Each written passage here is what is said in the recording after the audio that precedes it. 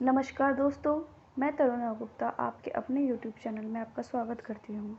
आज हम बात करेंगे 6 टिप्स के ऊपर जो आपको शेयर मार्केट में शेयर बाय करने से पहले अप्लाई करनी है, जो आपके पैसे को 2 गुना या 3 गुना करने में हेल्प करेगी। अब ये आपके ऊपर डिपेंड करता है, आप उन टिप्स को अप्लाई करके अपने रुपए का 2 गुना तो 3 गुना करना चाहते हैं या अपने अकॉर्डिंग कोई भी शेयर बाय करके बिना कंपनी के बारे में स्टडी करे अपने पैसे को धीरे-धीरे ज़ीरो करना चाहते हैं। सिर्फ कंपनी के नाम के बेसिस पे, जैसे आप एक एग्जांपल ले सकते हैं रिलायंस कैपिटल के बारे में आपने सिर्फ नाम सुना था, रिलायंस कैपिटल बहुत अच्छा है, बहुत अच्छा है, तो आपने ले भी लिए होंगे। अब जिन्होंने 1-1 हज़ार पे उन शेयर को बाय करा है, आज उनकी वैल्यू एक एक शेयर की 6 रुपये 7 रुपये है। सोचिए, तो सोचिए आपकी कैपिटल कितना ज़्यादा लॉस है। तो इस वीडियो में हम यही 6 टिप्स के ऊपर बात करेंगे जो आपको कंपनी स्टडी करने में हेल्प करेगी, कंपनी की रिपोर्ट्स वगैरह, कंपनी में हमें क्या देखना चाहिए बाय करने से पहले किसी भी शेयर्स को, ताकि हमारे वो पैसे को इंक्रीज़ कर सके कंपनी, ना कि डिक्रीज़ करे। फर्स्ट हम बात करेंगे पी रेशो क्या होता है? Price to earning ratio. ये जितना ज़्यादा कम होगा किसी कंपनी का उतना ज़्यादा अच्छा होता है, बट कम होने का मतलब बिल्कुल ही कम होना नहीं होता है। पी रेशो के थ्रू हम क्या जानने का ट्राई करते हैं? पी रेशो के थ्रू हम ये जानने का ट्राई करते हैं हम जितने रुपए उस शेयर को परचेज़ करने के लिए दे रहे हैं, क्या कंपनी उतना ही हमें प्रॉफिट अर्न करके दे रही है पर शेयर के अकॉर्डिंग? इसका फॉर्मूला क्या होता है? मार्केट प्राइस पर share divided by earning per share. Suppose that कि आज मार्केट प्राइस शेयर का है 100 रुपये और अर्निंग पर शेयर जो कंपनी की फाइनेंशियल रिपोर्ट से देखी जाएगी वो है 1 रुपये। तो इसका मतलब क्या हुआ? इसका मतलब ये हुआ जो 1 रुपये की चीज़ है, जो कंपनी हमें 1 रुपये कमा के दे रही है, उसके बदले हम कंपनी को मार्केट में 100 रुपये की परचेज़ कर रहे हैं। ये तो सीधा सीधा हमारे लिए लॉस है कि 1 रुपये की चीज़ को हम 100 रुपये में परचेज़ करेंगे। इसलिए कहते हैं पी रेशो हमेशा कम होना चाहिए। बट ये भी किस अकॉर्डिंग कम होना चाहिए? मतलब किसी कंपनी का 30 के अराउंड, किसी कंपनी का 20 के अराउंड, तो कौन सा सही होगा? हमेशा इंडस्ट्री पी रेशो से कंपेयर करते हैं कंपनी का पी रेशो कैसा है। अगर इंडस्ट्री का ही पी रेशो ज़्यादा है तो फिर कंपनी का भी ज़्यादा होगा। अगर इंडस्ट्री का पी रेशो कम है तो कंपनी का भी कम होना चाहिए। बट किसी किसी केस में थोड़ा सा केस अब डिफरेंट भी होता है। किसी किसी केस में क्या होता है, इंडस्ट्री का पी रेशो कम है बट कंपनी का पी रेशो ज़्यादा है, तब भी वो कंपनी अच्छी है। आप कहेंगे ये कैसे पॉसिबल है? तो इस चीज़ के लिए हम चेक करते हैं कंपनी की ग्रोथ। कंपनी की ग्रोथ कैलकुलेट करने के लिए हम कैलकुलेट करते हैं पैग रेशो। पैग रेशो क्या होता है? पैग रेशो कंपनी की ग्रोथ इंडिकेट करता है और ये हमेशा 0 to 1 रहेगा, उतना ही अच्छा रहेगा पैग रेशो। बट कभी भी नेगेटिव में नहीं होना चाहिए। तो नेगेटिव में होता है तो ये शो करता है कंपनी की ग्रोथ है ही नहीं, कंपनी की जो अर्निंग है वो नेगेटिव में जा रही है, ये शो करेगा। इसलिए हमेशा याद रखना पैग रेशो कभी नेगेटिव में होना ही नहीं चाहिए। और 0 to 1 या 1 के अराउंड जितना भी हो, 1.3 1.4, ये अच्छा है। जैसे ही इससे ज़्यादा इंक्रीज़ करे वैसे ही कंपनी की ग्रोथ बेकार है, तो मतलब कंपनी का पी रेशो भी ज़्यादा हुआ और पैग रेशो भी ज़्यादा हुआ, तो मतलब कंपनी बेकार है, कंपनी को चूज़ नहीं करना चाहिए। क्योंकि पैग रेशो शो करता है ग्रोथ, और पैग रेशो में हमेशा पास्ट ईयर की ग्रोथ रेट नहीं कंसीडर करेंगे हम हमेशा कंसीडर करेंगे फ्यूचर ग्रोथ रेट। फ्यूचर में क्या ग्रोथ है और फ्यूचर की ग्रोथ कैसे निकालेंगे हम? हमें कैसे पता चलेगा फ्यूचर में कितनी कंपनी ग्रोथ करेगी? तो हमें हमेशा पढ़नी चाहिए जिस इंडस्ट्री से कंपनी रिलेट करती है उस इंडस्ट्री की इंडस्ट्री रिपोर्ट। इंडस्ट्री रिपोर्ट में हम क्या देखेंगे? इंडस्ट्री रिपोर्ट में ये देखेंगे जो एक्सपेक्टेड ग्रोथ रेट है कंपनी का, वो कितना मेंशन है उस इंडस्ट्री से रिलेटेड, उस कंपनी से रिलेटेड। कंपनी से रिलेटेड तो नॉर्मली नहीं होता, उस इंडस्ट्री से रिलेटेड एक्सपेक्टेड ग्रोथ रेट कितना मेंशन है वो कंसीडर करेंगे इस फॉर्मूले में।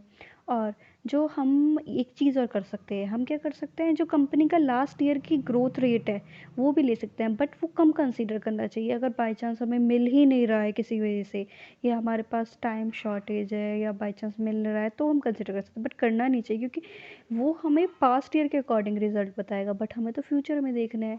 तो इसलिए हमें हमेशा फ्यूचर की ग्रोथ रेट कंसिडर करना चाहिए। अब हमारा पी रेशो भी कम है और सही है, और हमारा पैग रेशो भी हमारा अच्छा निकल के आया है, तो हमें नेक्स्ट फैक्टर का यह देखना है बुक वैल्यू ऑफ शेयर। जितने हम प्राइस पे कर रहे हैं अराउंड उसकी उतनी बुक वैल्यू भी है कंपनी की पर शेयर की या नहीं है, ये देखना चाहिए। लेकिन कुछ केसेस में क्या होता है, बुक वैल्यू ऑफ शेयर नहीं कंसीडर करनी चाहिए। जैसे अब आपकी कोई मैन्युफैक्चरिंग रिलेटेड कंपनी है तो उसमें मशीन भी होंगी, मतलब एसेट्स हुई कंपनी की, तो उसमें तो आप कहोगे हाँ कि एसेट्स की ट्रू वैल्यू शो कर रही है। लेकिन कोई आपका सर्विस प्रोवाइडिंग इंडस्ट्री हुई जिसमें एसेट्स इतनी ज़्यादा नहीं रिक्वायर्ड होती है, या आपका कोई डिस्ट्रीब्यूशन रिलेटेड हुआ, सप्लाई चेन रिलेटेड वर्क हुआ, उसमें तो इतनी ज़्यादा एसेट्स की रिक्वायरमेंट ही नहीं होती, उसमें तो बुक वैल्यू कंपनी की फेयर शो ही नहीं होगी। इसलिए किसी किसी केस में ना हमें बुक वैल्यू नहीं देखनी चाहिए, हमें इंडस्ट्री और कंपनी के according book value of the share देखनी चाहिए। नेक्स्ट क्या हमें देखना चाहिए, डेप्ट इक्विटी रेशो। डेप्ट इक्विटी रेशो क्या शो करता है कि कंपनी ने कितना डेप्ट ले रखा है, ये शो करेगा। जितना ज़्यादा डेप्ट इक्विटी रेशो होगा उतनी ज़्यादा कंपनी की हमारे लिए अच्छी नहीं होती है, जितना कम डेप्ट होगा उतनी कंपनी अच्छी होती है। क्यों? क्योंकि देख, सपोज डैट कंपनी ने 1 करोड़ रुपये अर्न करे, ठीक है, और उसमें से कंपनी ने 50 लाख उसका डेप्ट पे कर दिया, या 80 लाख उसने अपना डेप्ट के रूप में, इंटरेस्ट के रूप में पे कर दिया बैंक को या अदर इंस्टीट्यूशन को, ठीक है। अब कंपनी के पास क्या बचा, 20-30 लाख बचा, वो उसमें से फिर उसको और भी एक्सपेंसेस पे करने पड़ेंगे, तो बेकार है। इसलिए कंपनी का जितना कम से कम डेप्ट रहे उतना कंपनी के लिए अच्छा होता है। और ये डेप्ट इक्विटी रेशो हमेशा, ये एक चीज़ भी ध्यान रखना, 1 से कम होना चाहिए तभी कंपनी अच्छी है। अगर 1 से ज़्यादा है डेप्ट इक्विटी रेशो तो बेकार है। डेप्ट इक्विटी रेशो निकालते कैसे हैं, जितना भी कंपनी ने डेप्ट ले रखा है सारे के सारे इंस्टीट्यूशन से, वो ऐड करेंगे, डिवाइडेड बाय टोटल कंपनी की इक्विटी शेयर कैपिटल कितनी है उससे डिवाइड करेंगे। अगर वो 1 से कम आई है तो कंपनी की फाइनेंशियल कंडीशन अच्छी मानी जाएगी। अगर वो 1 से ज़्यादा ही है तो कंपनी को कभी मत चॉइस करिएगा, कंपनी की फाइनेंशियल कंडीशन अच्छी नहीं है। क्योंकि कभी कभी ये हो सकता है, जैसे अब कोविड का टाइम है, कंपनी का क्या हुआ कि प्रॉफिट कम हो गए। अब कंपनी को प्रॉफिट तो कम हो गए लेकिन फिक्स कॉस्ट में जो डेप्ट है वो तो कंपनी को पे करना पड़ेगा बैंक्स को। मॉरेटोरियम लगाने के बाद भी अब तो पे करना पड़ रहा है ना गवर्नमेंट को या फिर बैंक्स को, कंपनी को। इस वजह से क्या हुआ, अब कंपनी के ऊपर बर्डन होगा। लेकिन जिस कंपनी में अभी डेप्ट कम होगा उसके तो मज़े हैं कि उसको तो कम प्रॉफिट है तो भी उसे उसका काम चल जाएगा। इसलिए हमेशा डेप्ट इक्विटी रेशो कम होना चाहिए। जितनी ज़्यादा कंपनी का डेप्ट इक्विटी रेशो कम होगा उतनी ज़्यादा कंपनी लॉन्ग लास्टिंग चलेगी। इसलिए हमेशा ज़्यादातर कंपनी ना ऐसी सेलेक्ट करिएगा अपने पोर्टफोलियो में 1-2 जिनका डेप्ट इक्विटी रेशो निल हो, या फिर जिनके ऊपर डेप्ट ही ना हो, या फिर बहुत ज़्यादा माइनर हो। नेक्स्ट क्या कंसीडर करेंगे हम, नेक्स्ट कंसीडर करेंगे कंपनी के फ्री कैश फ्लो।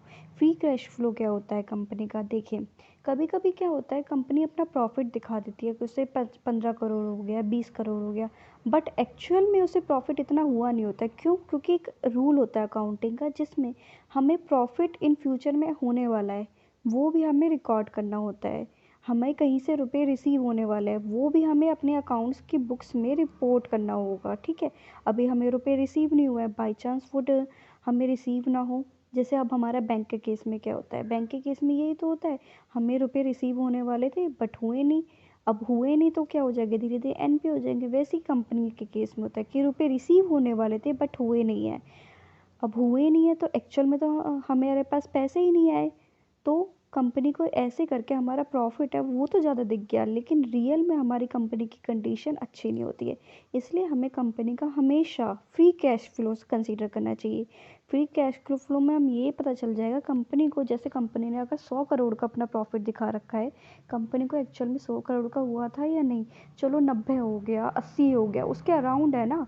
अगर आप 100 करोड़ का प्रॉफिट बोल रहे हो और कंपनी को हुआ ही 10-20 करोड़ का, 50 करोड़ का, तो क्या फ़ायदा। तो हमेशा हमें कंपनी का फ्री कैश फ्लो हमेशा देखना चाहिए, क्योंकि फ्री कैश फ्लो ही कंपनी की ट्रू वैल्यू शो करता है। नेक्स्ट क्या चेक करना चाहिए, नेक्स्ट और सबसे लास्ट हमें कंपनी की एनुअल रिपोर्ट चेक करनी चाहिए। एनुअल रिपोर्ट को हम कहाँ से साइट डाउनलोड कर सकते हैं, कंपनी की खुद की वेबसाइट से भी डाउनलोड कर सकते हैं और बीएससी की वेबसाइट से भी डाउनलोड कर सकते हैं। हमेशा एनुअल रिपोर्ट ना एटलीस्ट 2 ईयर की तो पढ़नी चाहिए, और अगर ज़्यादा पढ़ सको तो आपके लिए और ज़्यादा अच्छा है। एनुअल रिपोर्ट में कंपनी के बारे में सब कुछ मेंशन होता है, इसलिए एनुअल रिपोर्ट ज़रूर पढ़नी चाहिए किसी भी स्टॉक को बाय करने से। क्योंकि आप बाय कर लो, आपने इन्वेस्टमेंट कर ली 10,000 की, अब वो ही 8,000 की रह गई, 7,000 की रह गई, कंपनी में कुछ ना कुछ फ्रॉड हो रहा था, कुछ चक्कर था, फ़ायदा नहीं है ना। इससे अच्छा थोड़ी सी मेहनत कर लेंगे हम, थोड़ा सा एफर्ट कर लेंगे, हमें कुछ अच्छा मिल जाएगा, तो हमारा क्या पैसा पैसा दुगना हो जाए, तिगना हो जाए। तो इसलिए हमेशा ना किसी भी चीज़ को बाय करने से पहले हमें हमेशा सारे फैक्टर्स को जो मैंने आपको इस वीडियो में बताया वो कंसीडर करने चाहिए। अगर आपको मेरी वीडियो अच्छी लगी हो तो मेरी वीडियो को लाइक करें, और कोई क्वेरी हो तो मेरी वीडियो पे कमेंट करें, और मेरे चैनल को सब्सक्राइब करें ताकि मैं आगे भी आपको ऐसे इंफॉर्मेटिव वीडियो और इन्फॉर्मेशन प्रोवाइड कर सकूं। Thank you.